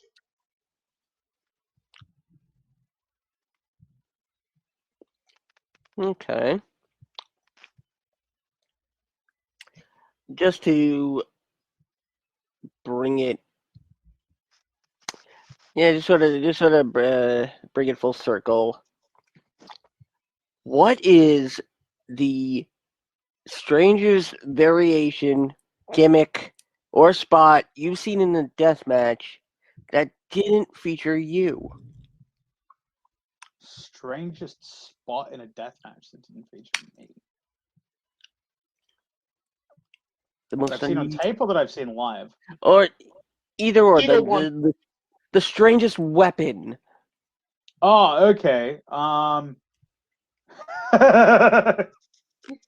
It's not super strange, but the story behind it's pretty strange. So that Big Japan show the night after the Onita dinner, so me and my friends were there in Japan on holiday, and we read. So obviously, when you look at Japanese wrestling websites, Google automatically translates them, and it translated to "fans bring the weapons" for a death match with Jimmy Havoc in it. So we went to Don Quixote, which is like a Japanese Walmart, and Tosh and Tim, the bin men, two of my best friends, bought a bunch of sex toys for the wrestlers to use as weapons. Oh my God! We get there, and it's not a fans bring the weapons match. It's a wrestler brings their own weapons death match. Oh. So they're sitting in the front row with a big bag of dildos, in front of a really conservative Japanese audience. Jimmy Havoc's a friend of ours, saw us there, and ran over and grabbed the bag of dildos and just started whopping all the Japanese men with it. So everyone else in the building's confused, and the 5 white guys in the corner are just bawling their eyes out laughing. So that was probably the strangest interaction I've seen in a deathmatch. Now, Just where everyone else was confused and horrified, and there's just 5 guys in the corner laughing their asses off. now, you might be surprised to hear this, but that is not the first time we have heard of. We've been told dildos have been used as a weapon. Oh, I've seen it. There was a ladder deathmatch in CZW where there was a ladder covered in dildos. It was we had barbed wire dildos. Yeah, and I mean, Casanova Valentine has the Satan cock, like the big dildo with the fucking nails through it. Yeah, it's a thing. Ow. And now, I don't know how you transition from that. Where do you see yourself in 5 years? Here, I've made peace with, like, we didn't even get onto my almost Japan deal, which is a story for another podcast. You gotta Hopefully leave this one one more. on a little date. You gotta leave one more. So, like, it was never my goal to go to WWE or anything like that. I'm now in a really cool spot in my wrestling career. I've still got heaps left in me, don't get me wrong, but my time of, like, wanting to get signed and go to the big time brother is over. Like, if I can do a couple of tours of Japan a year, come to the US once a year, that'd be awesome. I've got, my wife is expecting. I have other priorities in life, but I'm just enjoying pro wrestling in all of its forms at the moment. It's fun for the first time in a long time, because for a really long time it became work. Where now it's back to being fun, and I'm enjoying it. So I get to work with a really cool team of people. There's an amazing depth of talent here in Australia. And yeah, I mean, I've got friends all over the world, and it'd be cool to see them not through a webcam for a change. But other than that, I assume I'll be right here, or I'll be over there on my way back here. So I'm excited for what's to come. Once the world opens up, I get to travel a little bit more, but my heart's always going to be here. And what is a match people should go out of their way to see that best shows off what Joel Bateman is all about? Samoa Joe versus Necro Butcher. No, that's just a match. That's just a match that everyone should go out of their way to see. Okay. Yeah, there's probably 2. So check out the Deathmatch Down Under. Myself versus Charlie Evans in the Last Drinks Deathmatch. The headline Smashing Sandcastles. That was one of those crazy concussions. That's in the notebook, where I just went, oh, okay, let's call it this. All right, well, what the fuck does that mean? Well, let's, build this stipulation up from scratch. And I thought we had a really good match. And the match with Atlas Whitaker from Not Here to Fuck Spiders was really cool. Is that like the match in New Zealand coming up was a legitimate open challenge. The person I was meant to wrestle, we knew wasn't going to be able to appear. So we went, okay, who wants to step up and do a death match? Like, it's not something that everyone wants to do or is considered doing. Who wants to step up? And I've known Atlas for a really long time, but that was his first ever death match. He fucking killed it. He absolutely crushed on that show. And it's very much a coming of age story for him, but that was very much me firing on all cylinders and halfway through the match, he's like, I think I'm fucking it all up. And halfway through the match, I'm like, we got something special here. And like, we got a standing ovation at the end of the match. Like, I got an amazing reaction. So I'm very, very proud of that match. So they'd probably be the 2 I'd say to check out if you want to see what I'm about. And both of those matches are on IWP TV, correct? They are both on IWTV. All of Deathmatch Down Under shows are on IWTV. By the time this airs, The Juice is Worth the Squeeze will be on IWTV, which I recommend you check out. And if you're not already subscribed to IWTV, then don't you have a promo code? I'm not sure if the promo codes are still a thing. I think IWTV was discontinuing them. I'm not sure. If they haven't, if you haven't already signed up to IWTV, please use the code DMDU. That'll give you 5 days free. And it kicks back a little bit to the wrestling company because it shows us that obviously people listen to what we say and do. Out of respect, I won't, reveal our code. Wink, wink, since nobody can see this. No, please, get yourself. No. I spent the last 2 hours putting myself over, man. it's a code I'm trying to get in, but I'll put this over and. It's a fucking cool T-shirt. I really like it. What cigar are you What? smoking? Oh well. I should. One I at a time. would wait to it, but Smoking Dragons is the Twitch group that I'm a part of, and the guy who is in charge of it is the son of Rico Constantino. Cool. It's a name I haven't heard in a while. Yeah, we play. In fact, we just wrapped up a 24-hour stream for Play Live for St. Jude's charity. Yeah, Oh, that's cool. Yeah, we played Among Us, Knockout City. He played Resident Evil. We gave away stuff. I actually won this shirt, but Nice. yeah, we're in a working relationship with them. They're getting big. We're getting in on the ground floor, but it's a nice connection between wrestling and video games, which is something. It's where it's at. I love the nerd culture in pro wrestling. I really like it. I think it's fucking cool. Okay. I think there's so many untapped little nooks and crannies of a market that people don't understand exists. So all right, he's got to come back for a simple nerd off at this point. yeah, we can nerd off. I'm an old man, but we can nerd off. Oh boy, we got to save more for part 2 because this is so good. But unfortunately, we are nearing the conclusion of this interview. So we are wrestling with the 8 questions of doom. No actual doom to be incurred. This is our speed round, our bonus round, the round where we find out who you really are. Are you ready, Joel? Yes. Excluding yourself, greatest wrestler of all time. Mitsuharu Misawa. Worst wrestler of all time. Ooh, good question. The Renegade. Ooh, Wow, he had that ready. that was quick. I wanted to say Ultimate Warrior, but I feel like he's been punched down enough on last week. Like, fuck him. But I was like, who's the closest to the Ultimate Warrior? I'll say the Renegade. If I stopped and I thought about it for a little bit longer, I'm sure there's somebody else. Like, we had Buck Zumhoff. There you go. He's the worst wrestler. Buck Zumhoff.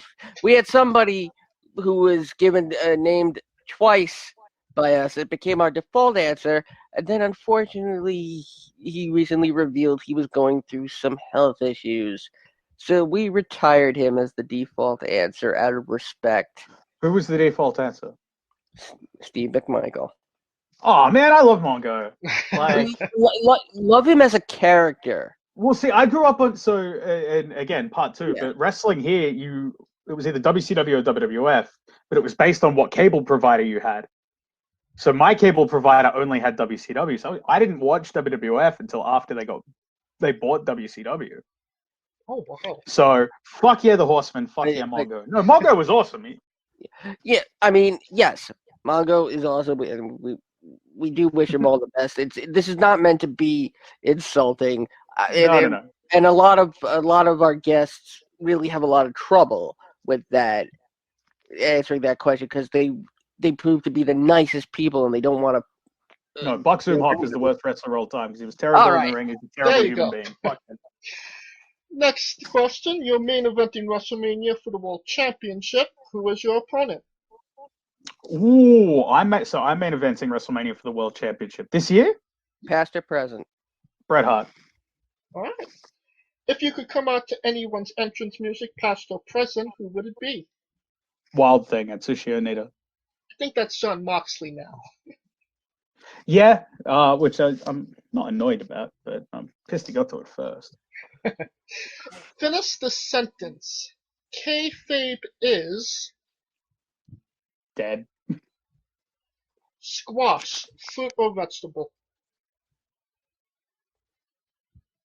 Vegetable. It is a fruit. Fruit. Cool. It's not something that we eat here all that often, to be honest. Well, you may have gotten the question wrong, but you are now in good graces with our other co-host, Kaliko Yachts. You are part of Squash Squad now. Man, you never seen anybody put squash in fruit salad? That's his definition of fruit. I mean, tomatoes are fruit, though. Like, exactly. I understand, but I would squash. Look, I rolled the dice. I'm happy to be a part of Squash Squad as long as the Saving T-shirt throw. isn't a Bullet Club ripoff. I'm fine. Ooh, Oh, we gotta do that. You made No, the We get please pro don't. wrestling tees. I refuse to wear fucking any Bullet Club ripoff merchandise. New Japan wrestler Taichi, his ring gear gets smaller every year, revealing more of himself to the world.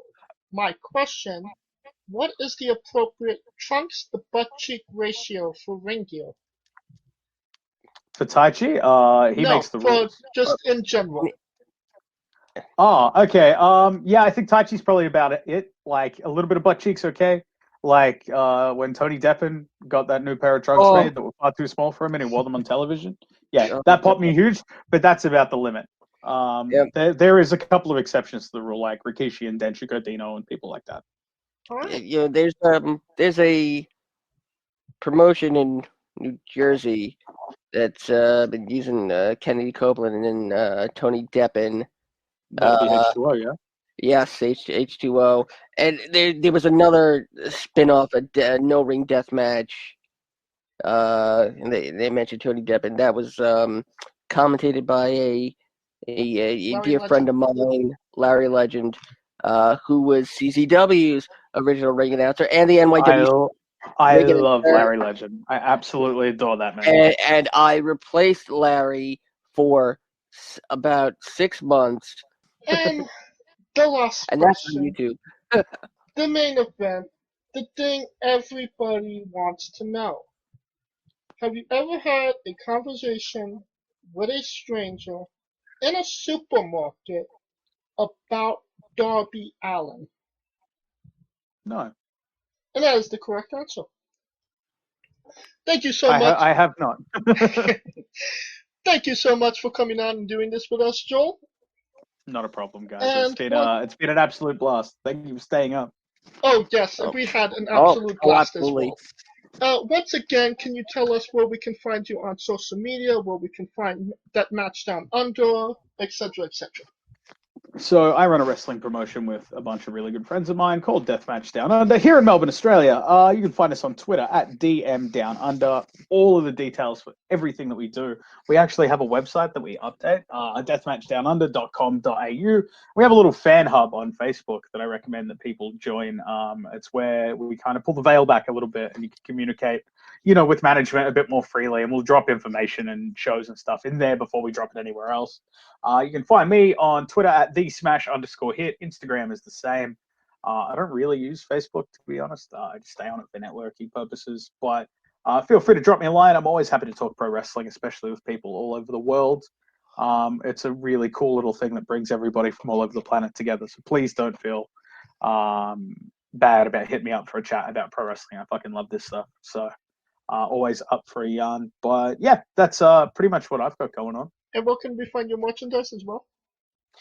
So I have a t-shirt design that my wife got me from the very talented Sei Ozawa, legendary artist, does a lot of deathmatch t-shirts. So I have some Sei Ozawa designed t-shirts in a box just off camera.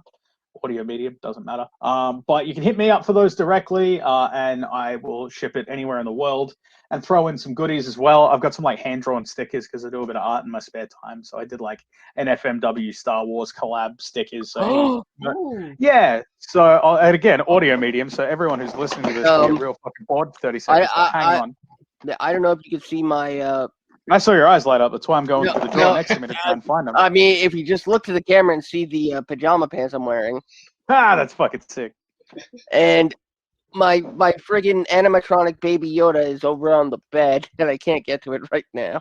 So I'm not a good artist, but I do it in my spare time. So that's fucking awesome. incredible. So I did like a Princess Leia Megumi Kudo. I did Han Solo Hayabusa. And I did Yoda Onita. Oh, that's awesome. And I still draw in my spare time. Unfortunately, since starting a wrestling company, my time is not that spare anymore. But if you want a t-shirt, hit me up directly. I'm always happy to send stuff off, and I throw those stickers and stuff in. Otherwise, you can get my t-shirts and wrestler merch, which, like I said at the start of the show, is like the Australian version of pro wrestling tees, and have t-shirts from dozens and dozens of amazing wrestlers here down under. So support them, if not me directly. I'm sure there's a T-shirt on that website that Oh. you'll enjoy. Oh, James, I think we might have something for the next giveaway. And of course, if all of that will be in the description of the video below, both on YouTube and Castbox. After you listen to this interview, give him a follow, give him a like, and I mean you've been listening to him for a little over, just under 2 hours. Buy a damn shirt.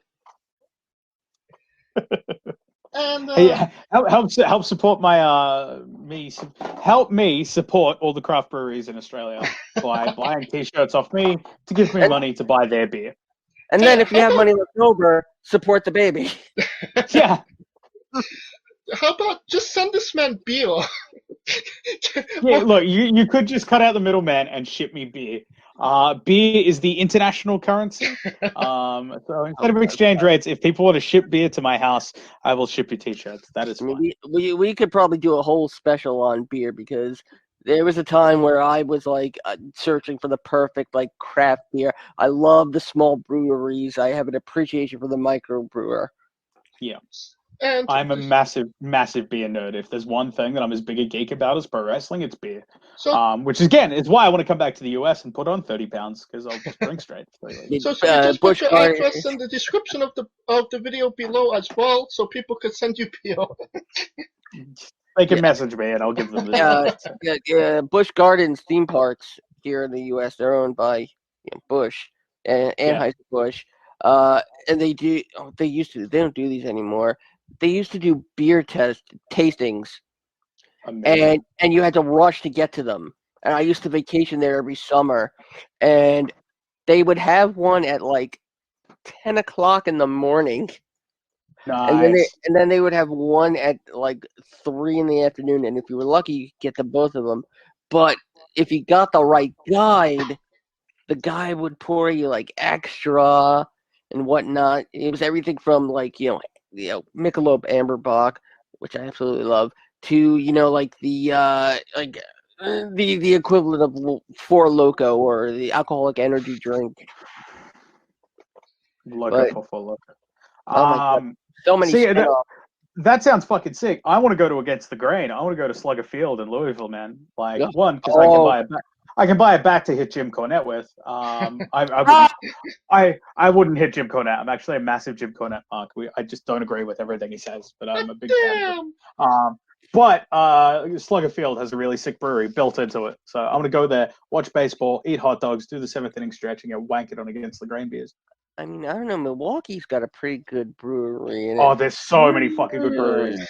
See, my thing is, I if there's one person I want to become friends with for the end of this pandemic, it's Tony Deppen, because he's about to open a brewery, and I used to work in breweries for many years. Even though he can't taste anything because of COVID, but that's the main brewery I'm excited to go to when I fucking go there. I want to go to Tony's brewery and support him.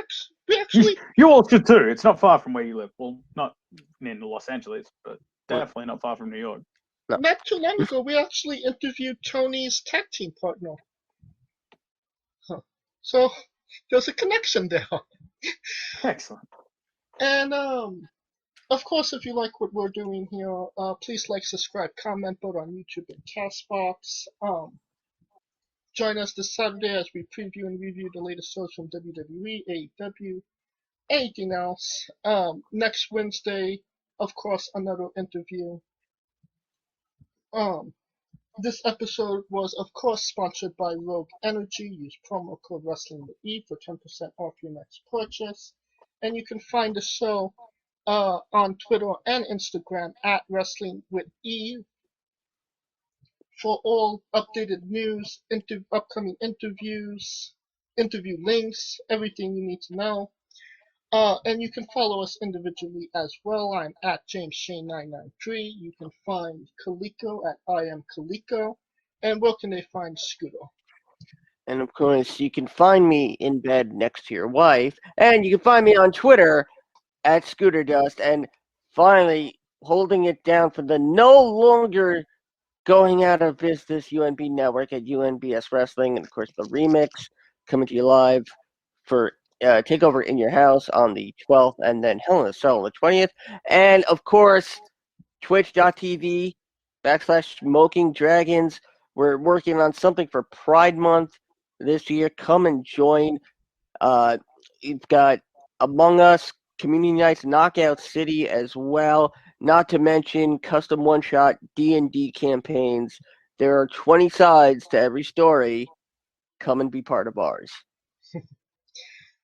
And for our very special guest, Joel Bateman, Calico Yacht, Scooter Dust, I'm James Shea, and this has been Wrestling with Entertainment. Hey, folks, this is the Colossal Mike Law, and you are listening to Wrestling with Entertainment. Enjoy the show. Support these guys. We appreciate it very much. We'll see you at ringside.